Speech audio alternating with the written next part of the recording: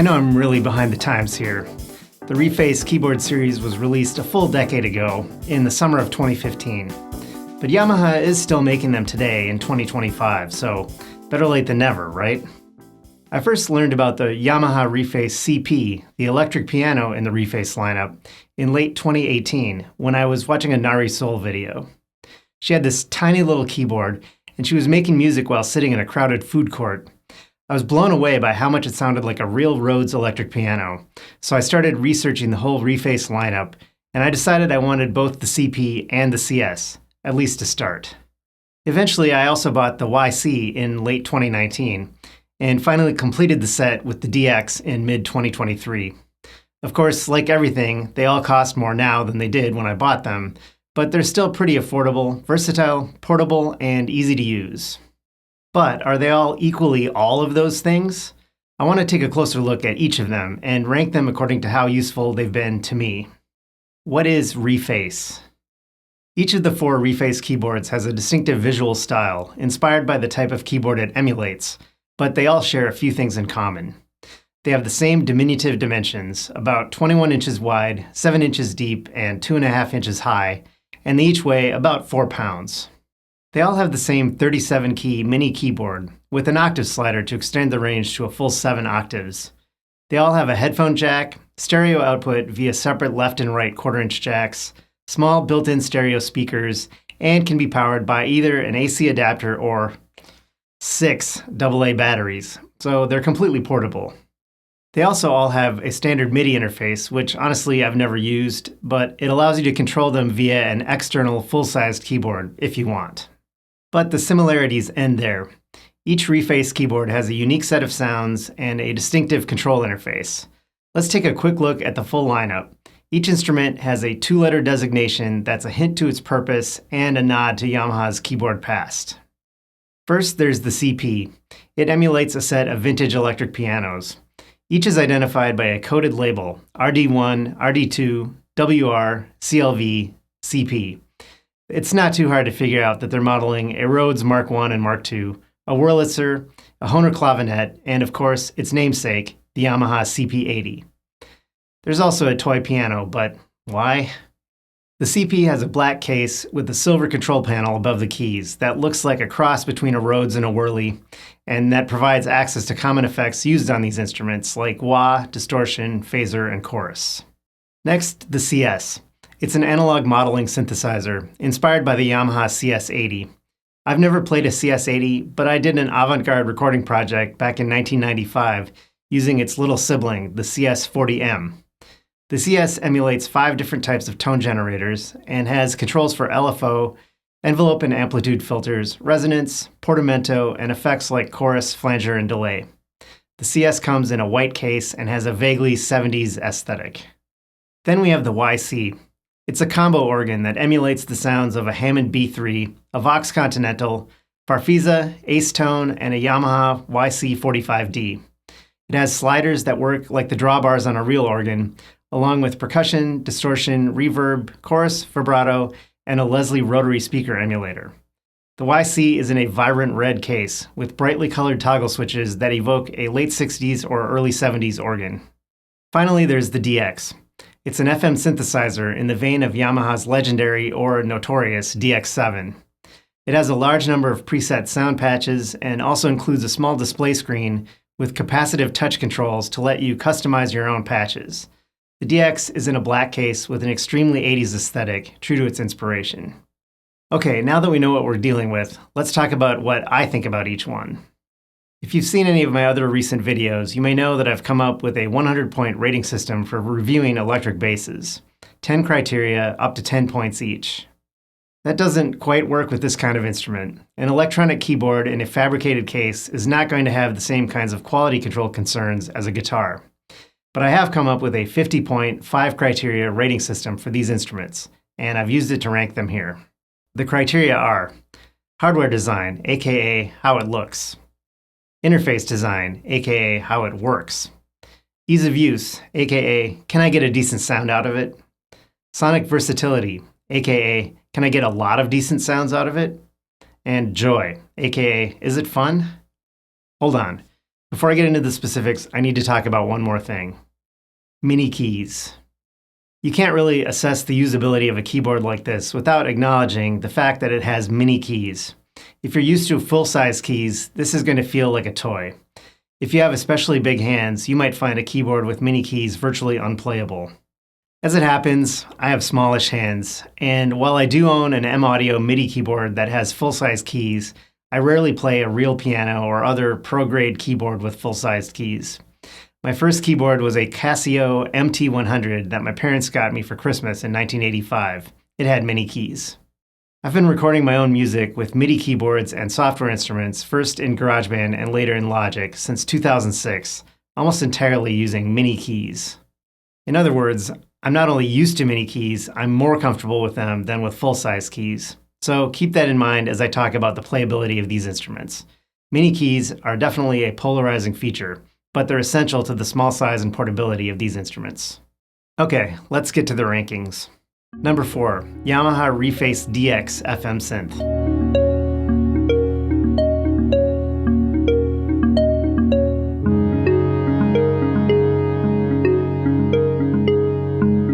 Hardware, 9. Interface, 6. Ease of use, 6. Versatility, 9. Joy, 6. Total, 36. Okay, I'll admit, I only bought this one to complete the set, a couple of years after I had the other 3.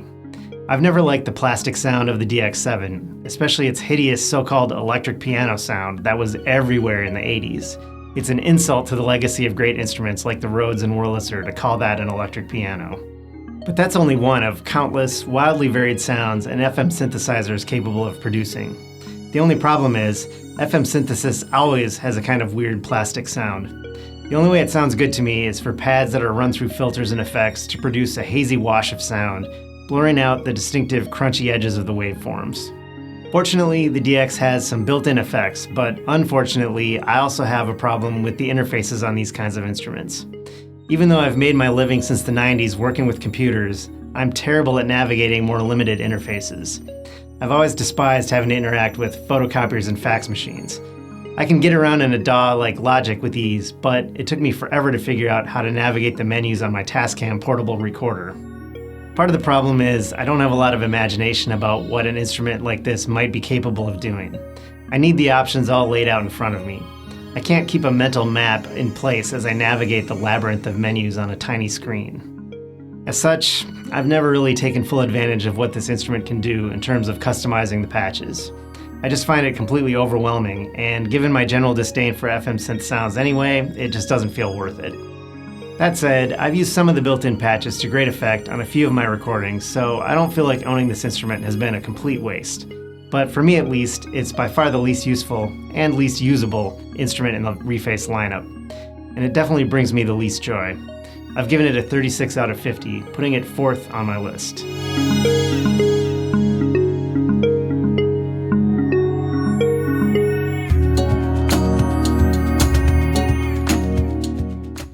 Number 3, Yamaha Reface CS Analog Modeling Synth.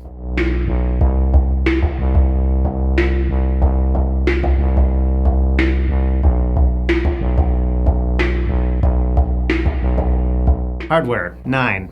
Interface, 8. Ease of use, 7. Versatility, 8. Joy, 7. Total, 39. The Reface DX and the Reface CS almost perfectly encapsulate the differences between 70s analog synths and 80s FM synths. Their aesthetics, the actual mechanics of their user interfaces, and the sounds they produce could not be more starkly different.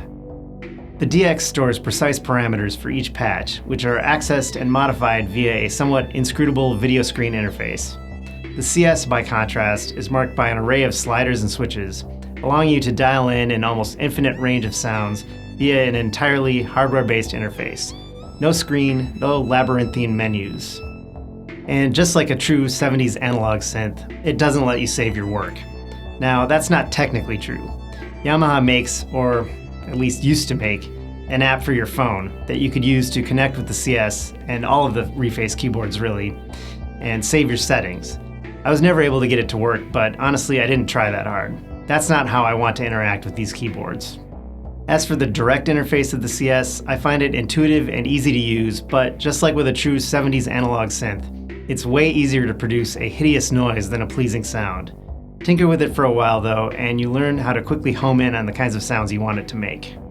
When I was first buying these keyboards, I was wavering between the CS and the YC, but ultimately I decided to go with the CS first because I figured it can produce vaguely organ-like sounds, but an organ definitely can't produce the breadth of sounds that a synth can.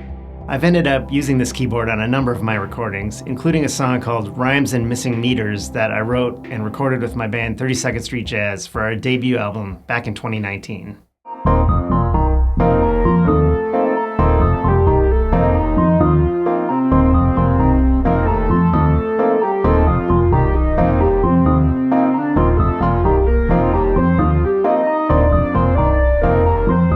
When that band performs live, I usually just play bass, but we decided to do a CD release gig where we performed the album live in its entirety.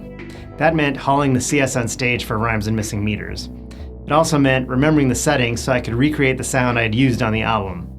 I ended up printing out the settings on a small strip of paper that I laminated and stuck on the CS between the keys and the control panel. It worked pretty well.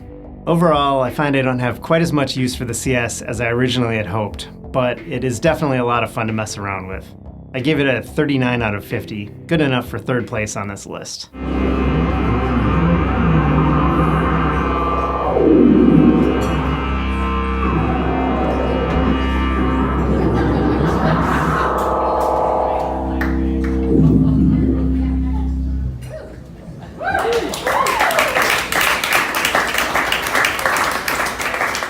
Number 2, Yamaha Reface YC Combo Organ.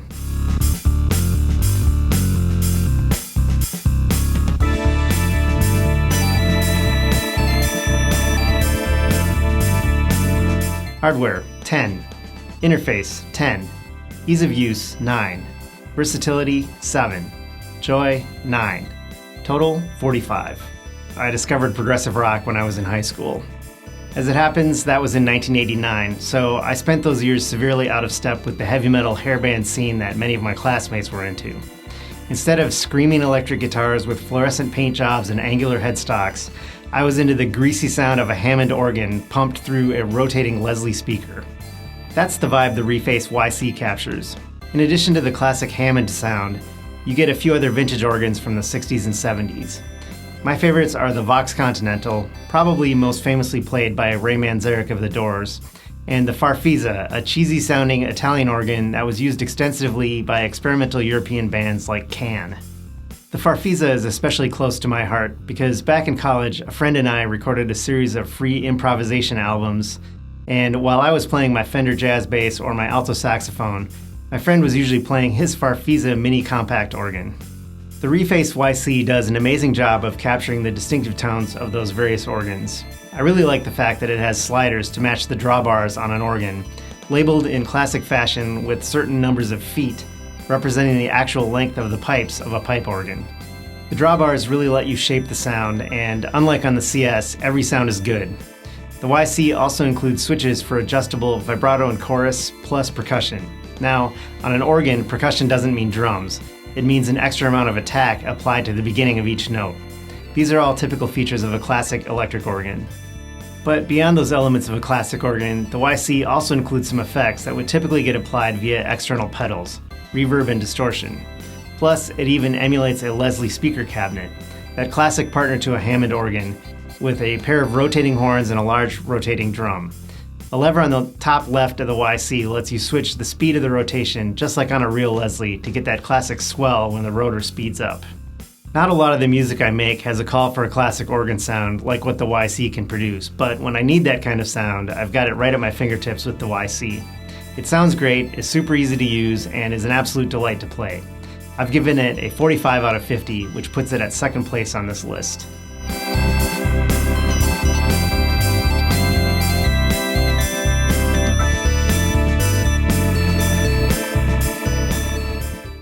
Number 1, Yamaha Reface CP Electric Piano.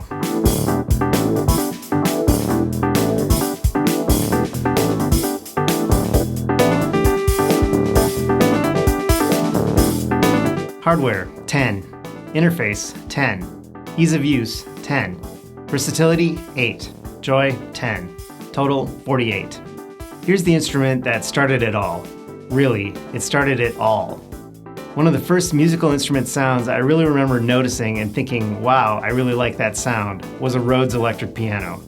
Specifically, it was the Rhodes on How Deep Is Your Love by the Bee Gees from the Saturday Night Fever soundtrack.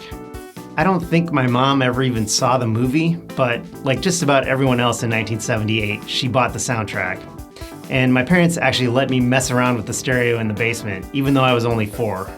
I loved listening to Saturday Night Fever, and I especially loved the warm, soothing sound of the Rhodes on How Deep Is Your Love.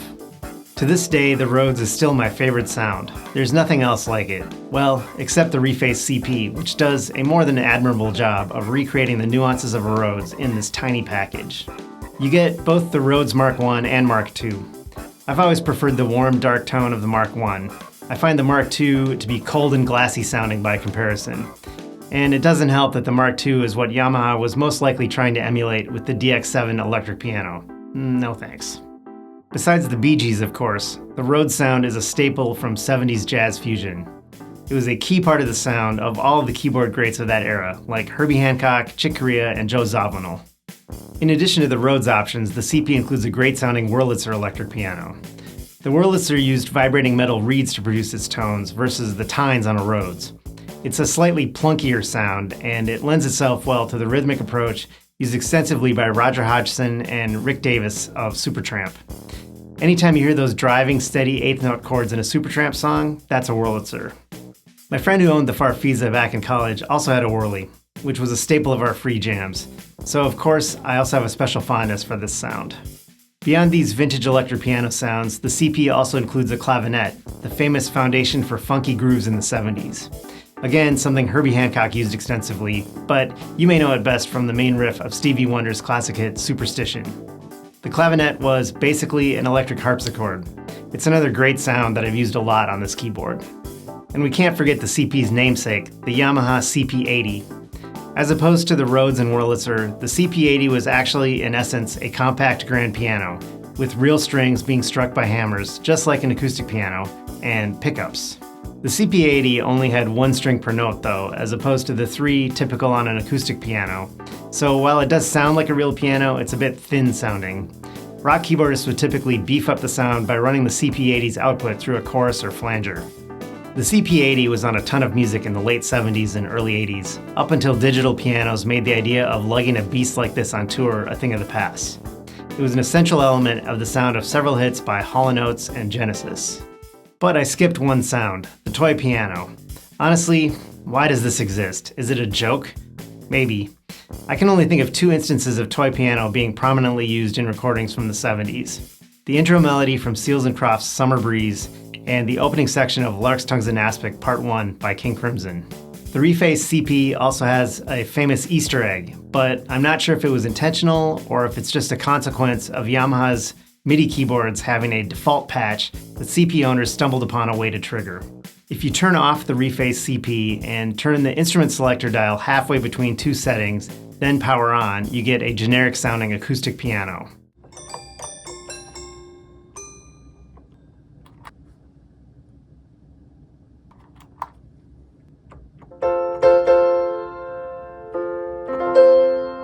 There was some speculation early on that this was maybe intended to be one of the preset options instead of the toy piano, but someone decided it didn't sound good enough. That's possible. But I also know that just about every MIDI-capable device has what I would call the 000 patch, a default generic piano sound. In other words, it's the sound that plays if you don't select a patch. I know literally nothing about the software running on the Reface CP other than the fact that it has software, but I have to assume that this is what's happening. Since the dial is stuck between 2 settings, none of the intentional patches are getting loaded, so we just end up hearing the built-in default sound. Anyway, I think I've just now spent more time talking about a sound that probably isn't even supposed to exist than I have about the real features, so let's see what else this thing can do. It's got dials for all of the most common effects people typically use with a Rhodes: wah, distortion, tremolo, chorus, and phaser, plus reverb. The interface is super intuitive, and its physical design really evokes the era. This is without a doubt my favorite keyboard that I've ever owned. I would give it a perfect score if it weren't for that silly and pointless toy piano patch. I'd much rather have an acoustic piano, or maybe, to complete the 70s collection, a Hohner pianette, the kind of electric piano King Crimson used in the mid-70s. Overall, I've given the Reface CP a 48 out of 50. I love it. But if you've watched any of my other videos before, you probably knew that already. I hardly ever record a song without it.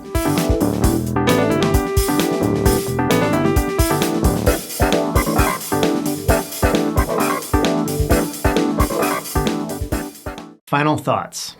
As I noted before, whether or not you'll enjoy playing these Reface keyboards depends entirely upon how you feel about mini keys. In addition to being small, they're not weighted, although they are velocity sensitive. So people who have a lot of experience with real piano are probably going to have a harder time adjusting to the feel, but with my weird keyboard background, I feel right at home on these. The Reface line is definitely geared towards people with a collector's impulse.